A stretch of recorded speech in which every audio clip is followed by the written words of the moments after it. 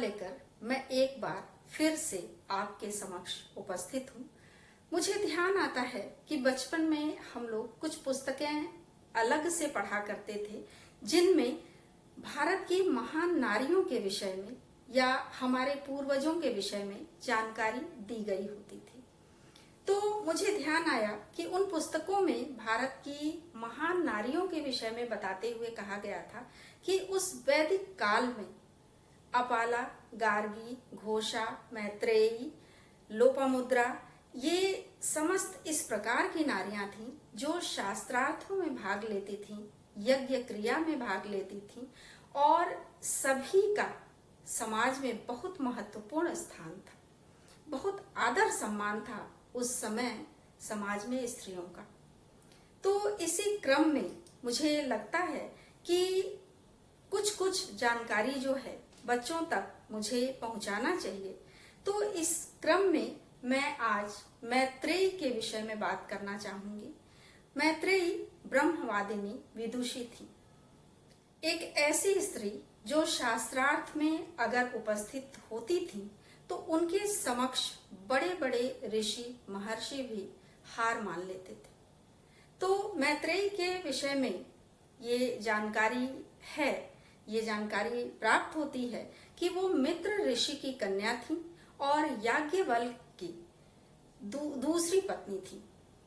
याज्ञवल्क्य की दो पत्नियां थीं, जिनमें दूसरी पत्नी मैत्रेयी थी और उनकी ज्येष्ठा पत्नी जो है वो कात्यायनी या कल्याणी नाम था उनका।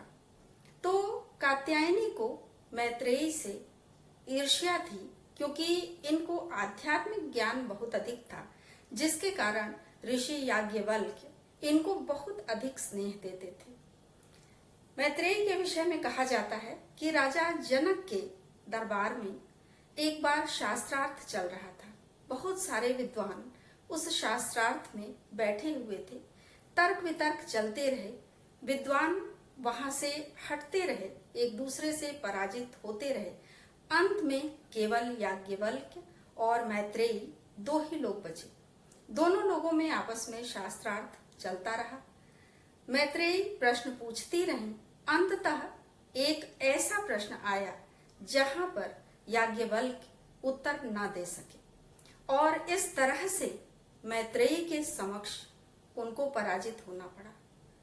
तो पराजित होने का एक क्रोध जो है उनके भीतर बहुत अधिक था, जिसके कारण वो मैत्रेयी पर क्रोधित हो उठे।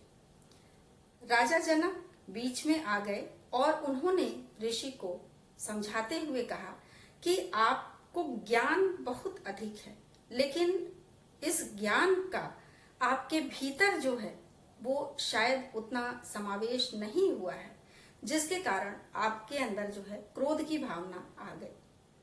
तब याज्ञवल्क्य जी को अपनी मर्यादाओं का बोध हुआ।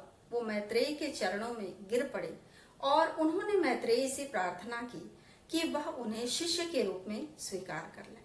लेकिन मैत्रेयी को भी पता था कि जो पुरुष उनके समक्ष उपस्थित है, जो उनका शिष्य बनना चाहता है, वो बहुत अधिक ज्ञानी है। अध्यात्म के क्षेत्र में इसके बराबर का दूसरा कोई नहीं है।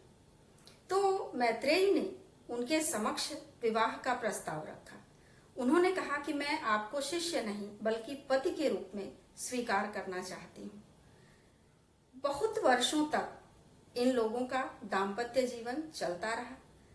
वृद्धावस्था के समीप पहुंचने पर ऋषि को ये लगा कि अब वानप्रस्थ पर चले जाना चाहिए।